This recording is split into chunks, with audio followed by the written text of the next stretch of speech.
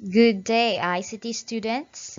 This is teacher Jerilyn again, and here we are for another episode of our digital class. For this week, our topic is all about computer security. At the end of the lesson, you are expected to demonstrate skills in preventing viruses and other malicious code that affects computers. To start with, let us define what is a computer malware. When we say mal, it means bad or evil in Latin, and ware for software. So when we say a computer virus or vital information resource under siege is a type of malicious software program that, when executed, replicates itself by modifying other computer programs and inserting its own code. A virus can reproduce itself by attaching itself to small pieces of computer code, software, or document. It is transferred to another computer through email, file transfers, and instant messaging. A virus has the potential to corrupt or even delete files in your computer, use your email to spread itself to other computers, or even erase your hard drive. Attackers can use these viruses to harvest sensitive information such as passwords and credit card numbers. There are different types of viruses. We have the file virus, boot sector virus, multipartite virus, macroviruses, email virus, or computer virus hawks. Let us try to identify each of them. When we say file virus, these infect program files such as applications, games, or utilities. They are often memory resident, meaning that once they have been executed, they remain active in the computer's memory and can infect more programs. Examples include Jerusalem and Cascade. Boot sector virus. Floppy disks and hard disks store a small amount of program known as the boot sector record, which is run when the computer starts up. The boot sector viruses attach themselves to this program and executed when the computer tries to start up from the infected disk. Once the computer has been infected, any unprotected floppy disk put into the computer will also be infected. Infected machines will often refuse to start. Examples for boot sector virus are Michelangelo and Stoned. Multipartite virus. These infect both boot records and program files and are very difficult to repair as the virus code must be removed from both locations. Examples include anthrax and tequila. So when we say file virus, it infects applications, games, or utilities. For boot sector virus, it infects the boot record.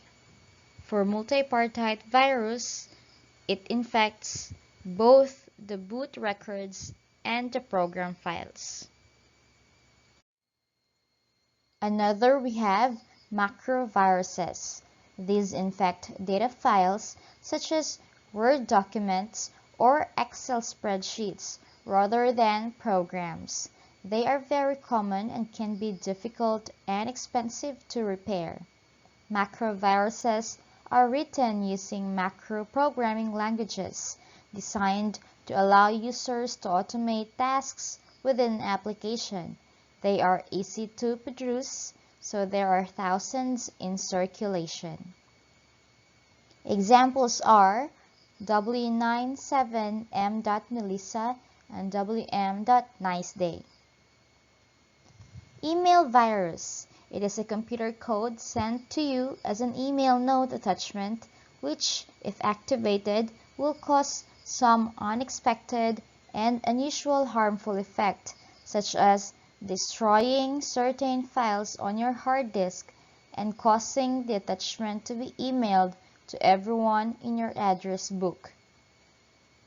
Examples are Melissa virus and I love you virus. Computer virus hoax. It is a message warning the recipients of a non-existent computer virus threat. The message is usually a chain email that tells the recipients to forward it to everyone they know. So again, macrovirus infects documents or Excel spreadsheets. Email virus is email. Computer hoax, warning messages or chain emails. What are the symptoms of having a virus on your computer? Number 1, hardware troubles. You can hear a sudden sound on your hard disk when you turn on the computer, or your computer seems like typing itself though you're not doing anything on your keyboard. Number 2, no response. So no matter how hard you click on software or program, it's not responding at all. Number 3, slow performance. So when you try to open a program, it opens, however it takes a long time for load. Slow startup. So slow performance for your software. Slow startup is when you open your computer itself. It loads, however, it takes a long time for you to wait. Missing files or hidden files. So you try to look for the file that you want or that you need, however, you cannot see them at all. It's hidden. Number 6, disks or disk drives are not accessible. So when you open a disk, you cannot access it, or when you try to insert a flash drive, it's no longer be opened. Extra files. So aside from missing files, you have extra files or copy that you did not copy, or others call it shortcuts. And number 8, unusual error messages. So you are receiving error messages, especially if you access the internet. So it is not present before. However, once you have all these symptoms, maybe your computer is infected with virus. So how to prevent it, we will discuss on our succeeding lessons. Why do they create a virus? So others create a virus to seek profit or to send a political message. Others create virus just for personal amusement, to demonstrate that a vulnerability exists in software, or for sabotage and denial of service, or just simply because they wish to explore cybersecurity issues, artificial life, and evolutionary algorithms. So now, how can you protect your PC against viruses and malicious code? The answer is to always install and enable antivirus or malicious code detection and repair tools. You should enable real-time detection to scan, for example, email attachments, files on removable media, and files downloaded from the internet. Schedule a regular full system scan. Regularly review and apply the latest security patches or hot fixes released by the product vendors for operating systems and application programs. Before installing any software, verify its integrity and ensure it is free of computer viruses and malicious codes.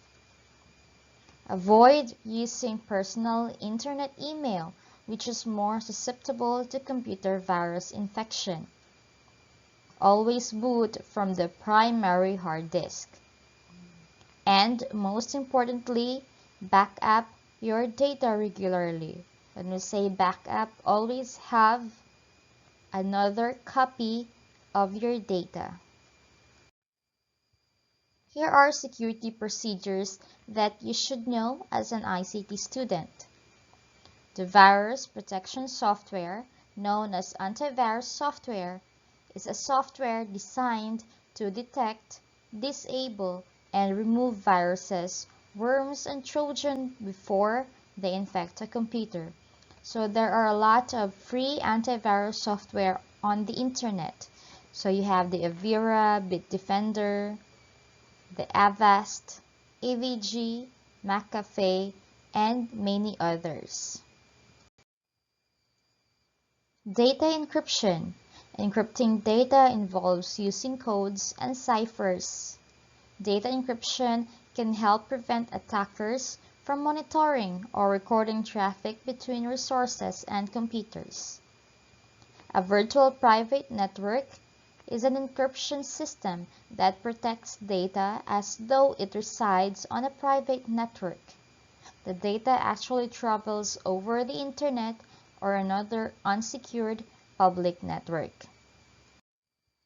Another is the port protection or the firewall. It is a way of protecting computer from intrusion through the ports. With port protection, the user can control the type of data sent to a computer by selecting which ports will be open and which will be secured.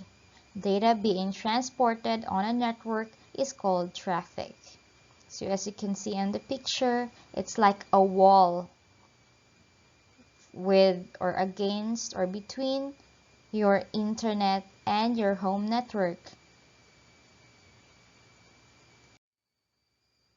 And of course, using passwords effectively. So systems should require a user to create a strong password. When we say strong password, it is a combination of uppercase and lowercase letters. Of course, there should also be numbers, not letters alone, but numbers and punctuations should also be included in your password and does not include 3 or more repeating numbers or letters because these patterns are easy to discern. So combination of letters, numbers, and punctuations combines a strong password or makes a strong password. A good password system also requires that users change passwords frequently and provide password validation questions that are not easily discovered. So as what they say, you must treat your password like your toothbrush. You should not share it and you should change it frequently. Example, instead of asking for the place of birth or mother's maiden name, the system will ask you for your favorite vacation spot or a piece of music.